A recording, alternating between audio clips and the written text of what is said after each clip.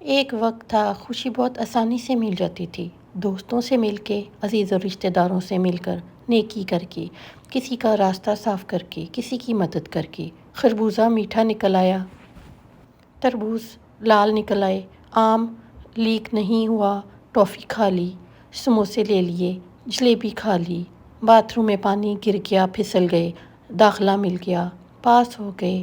ہم نے میٹرک کر لیا، ایف اے کر لیا، بی اے کر لیا، ایم اے کر لیا، کھانا کھا لیا، دعوت کر لی، شادی کر لی، عمرہ یا حج کر لیا، چھوٹا سا گھر بنا لیا، امی ابا کے لیے سوٹ لے لیا، بہن کے لیے جولری لے لی، بیوی کے لیے وقت سے پہلے گھر پہنچ گئے۔ اولاد آ گئی، اولاد بڑی ہو گئی، ان کی شادیاں کر دی، نانا نانی بن گئے، دادا دادی بن گئے، سب کچھ آسان تھا، سب خوش تھے۔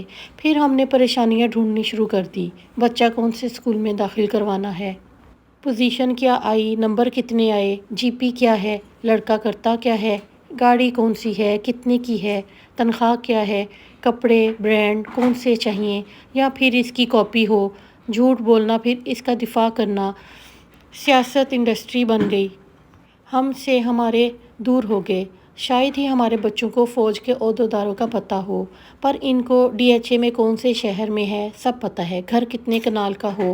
پھر آرچرڈ اسکیمز شروع ہو گئیں، سب کے کریڈٹ کارڈ آ گئے، پھر ان کے بل، بجلی کا بل، پانی کا بل، گیس کا بل، موبائل کا بل، سروسز بل، پھر بچوں کی وین، بچوں کی ٹیکسی، بچوں کا ڈرائیور، بچوں کی گاڑی، بچوں کے موبائل، بچوں کے کمپیوٹر، بچوں کے لیپ ٹاپ، بچوں کے ٹیبلٹ، وائی فائی، گاڑیاں، جہاز، فاسٹ فوڈ، باہر کے کھانے، پارٹیاں، پسند کی شادیاں، دوستیاں، طلاقیں اور پھر شادیاں، بیوٹی پارلر، جم، پارک، اس سال سیر کے لیے کہاں جائیں گے، یہ سب ہم نے اختیار کر لیے ہیں۔ اپنی طرف سے ہم اپنی زندگی کا مزہ لے رہے ہیں، لیکن کیا کسی کو پتہ ہے ہم نے اپنی خوشیوں کو کھو دیا ہے؟